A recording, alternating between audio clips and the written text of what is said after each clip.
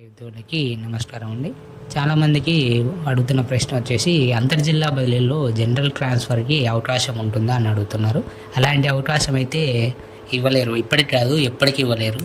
దానికి కారణాలు ఏమైనా ఉన్నాయంటే మనకి ఫ్లైర్లీ మనమంతా రామవాడ సచివాలయ ఉద్యోగులంతా డిస్ట్రిక్ట్ సెలక్షన్ కమిటీ డిఎస్సి ద్వారా పోస్టులను సెలెక్ట్ చేసుకున్నారు.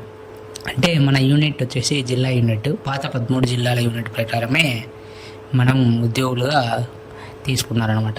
జిల్లాల్లో జోన్ వైజ్ తీసుకున్న వాళ్ళను జోన్ వరకు పరిమితం చేస్తారు, జిల్లా వైజ్ తీసుకున్న వాళ్ళను జిల్లా వరకు పరిమితం చేస్తారు. ఆ జిల్లాలో అప్పటికి ఉన్న వేకెన్సీ పొజిషన్, కావాల్సిన పొజిషన్ బట్టి తీసుకొని ఉంటారు అనమాట. ఇప్పుడు అంతర్జిల్లా బదిలీలకు జనరల్ ట్రాన్స్ఫర్లలో అవకాశం ఇస్తే ఏమవుతుందంటే, ఇప్పుడు అర్బనైజేషన్ ఎక్కువ జరిగిన జిల్లాలోకి ఎక్కువ మంది వెళ్తారు. ఇప్పుడు మనకి అర్బనైజేషన్ జరిగిన జిల్లా వెనుకబడిన జిల్లాలు అంటే ట్రైబల్ ఏరియాలు, ఫారెస్ట్ కవరేజ్ ఏరియాల్లో అక్కడికి ఉద్యోగులు వెళ్ళడానికి ఇష్టం చూపరు అనమాట.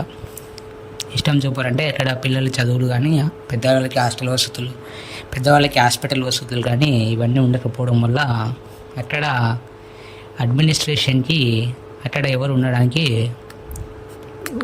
ఉండడానికి ఇష్టం చూపరు.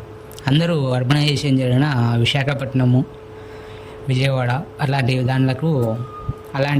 అలాంటి జిల్లాలకి, ట్రాన్స్పోర్టేషన్ బాగున్న జిల్లాలకి, నివాస పరిస్థితులు బాగున్న జిల్లాలకి రావడానికి కోరుకుంటారు అనమాట. ఒక జిల్లాలో సెలెక్ట్ అయ్యి ఇంకో జిల్లాలోకి పోతే అక్కడ ఉన్న జిల్లాలో ఎక్కువ మంది ఉద్యోగులు 100% పోస్టులు ఫుల్గా ఉండి యువతల చాలా తక్కువగా ఖాళీగా ఉంటాయన్నమాట. అడ్మినిస్ట్రేషన్ అంటే పరిపాలన చేయడానికి చాలా ఇబ్బందిగా ఉంటుంది.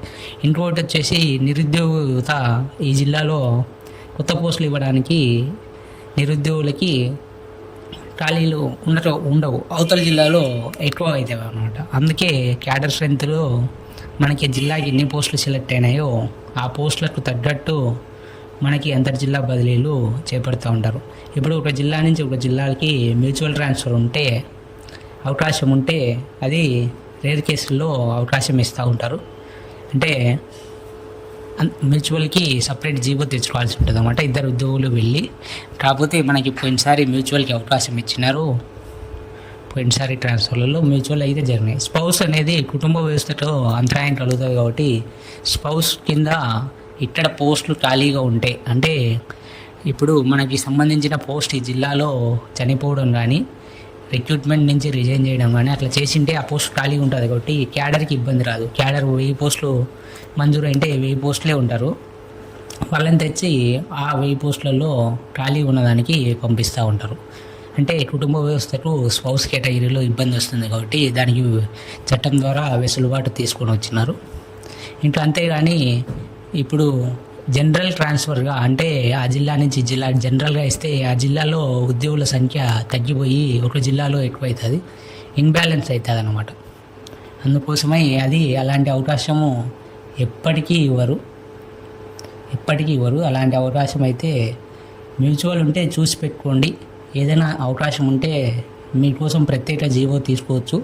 దానికి కొంత సమయం అయితే పడుతుంది. ఆ ప్రత్యేక జీవో తీసుకొని మీరు మ్యూచువల్గా వెళ్ళొచ్చు. లేదా జనరల్లో మ్యూచువల్ ట్రాన్స్ఫర్లు ఇస్తారు. జనరల్లో అంతర్జిల్లా బదిలీ ఇంటర్ డిస్ట్రిక్ట్ ట్రాన్స్ఫర్లలో మ్యూచువల్ ట్రాన్స్ఫర్లకి అవకాశం పోయినసారి ఇచ్చినారు, ఈసారి కూడా ఇస్తారో లేదో తెలియదు. ఎక్కువ బల్క్ రిక్రూట్ జరిగింది కాబట్టి పోయినసారి ఇచ్చినారు. ఈసారి కూడా ఇస్తే అలాంటి వారికి మ్యూచువల్ చూసి పెట్టుకుంటే అప్పటికప్పుడు మీరు జిల్లా మారితే సరిపోతుంది. మ్యూచువల్ లేరు, స్పౌస్ లేదు అన్న వాళ్ళు ఎలాంటి ఆలోచన పెట్టుకోవాల్సిన అవసరం లేదు.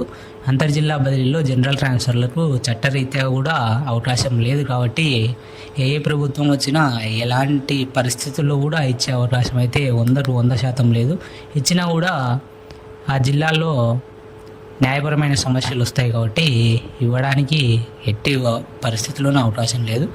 దీని మీద ఇంకా ఏమైనా అనుమానాలు ఉంటే కామెంట్లో పెట్టండి, తెలియజేస్తాను.